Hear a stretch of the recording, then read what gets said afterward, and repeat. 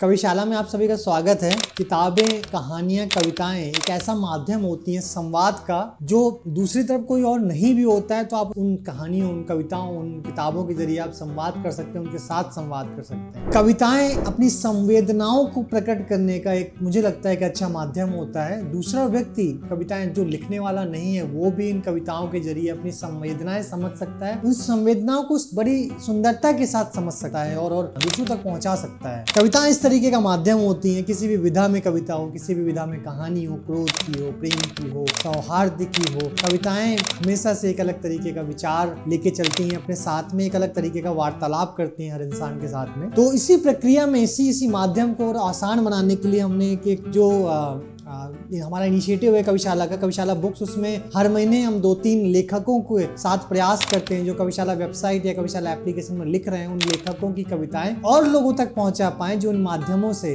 वो जो डिजिटली नहीं जुड़े हुए हैं, जो ऑनलाइन नहीं एक्टिव हैं, वो फिजिकल बुक फॉर्मेट, जिनको किताबें पढ़ना पसंद है, उन लोगों तक इन किताबों के जरिए कविताएं पहुंच पाएं। उसी प्रयास में हमारी कविशाला बुक्स की किताब है कलरव।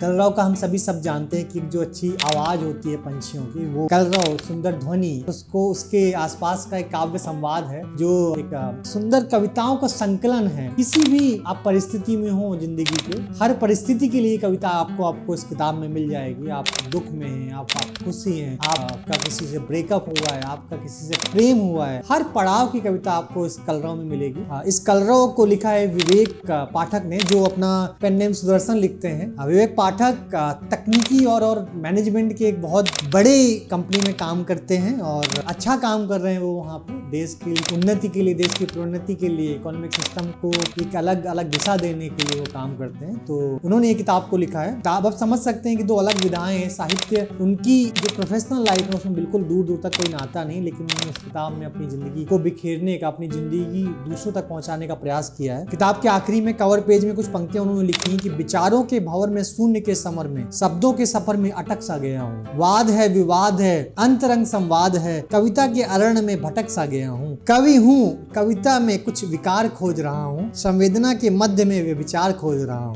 शीलता के प्रहर में आचार खोज रहा हूँ, शून्यता के समर में विचार खोज रहा हूँ। इस तरीके की कुछ पंक्तियां जो विवेक जी ने इस किताब में लिखी हैं। इस तरीके से बहुत अच्छी अच्छी कविताएं आपको किताब के अंदर मिलेंगी। मैं पूरी कविताएं नहीं पढ़ूंगा आपके लिए, आप किताब पढ़िए, आपको अपने विचारों को खुद प्रकट करते हुए आप इस किताब में समझिए, किताब में देखिए। मैं एक कविता पढ़ता हूँ आपके लिए कि जो पेज नंबर 45 पे है, जिसका टाइटल है ख्याल। जब से देखा है तुझको, तन्हाइयां दूर हो सी गई हैं, तू कुछ पास है ऐसी मगर फिर क्यों कुछ दूर हो सी गई है। आज भी ख्यालों में तेरे बैठे हैं राह तक कर, कब आएगी तू, तेरा कब एतबार होगा। तन्हा बैठे हैं सांझ में, ढूंढते राज को हम, कब मिलेगी तू, तेरा कब दीदार होगा। इसी ख्यालों में बीती जाती है जिंदगी, तू रहती भी है और नहीं भी रहती, हर वक्त याद आती है तू नशीली आंखें, तू मिलती भी है और नहीं भी मिलती। आ पास आ, तेरा दीदार हो तो होने दे, इस तन्हाई में तेरा साथ तो होने दे।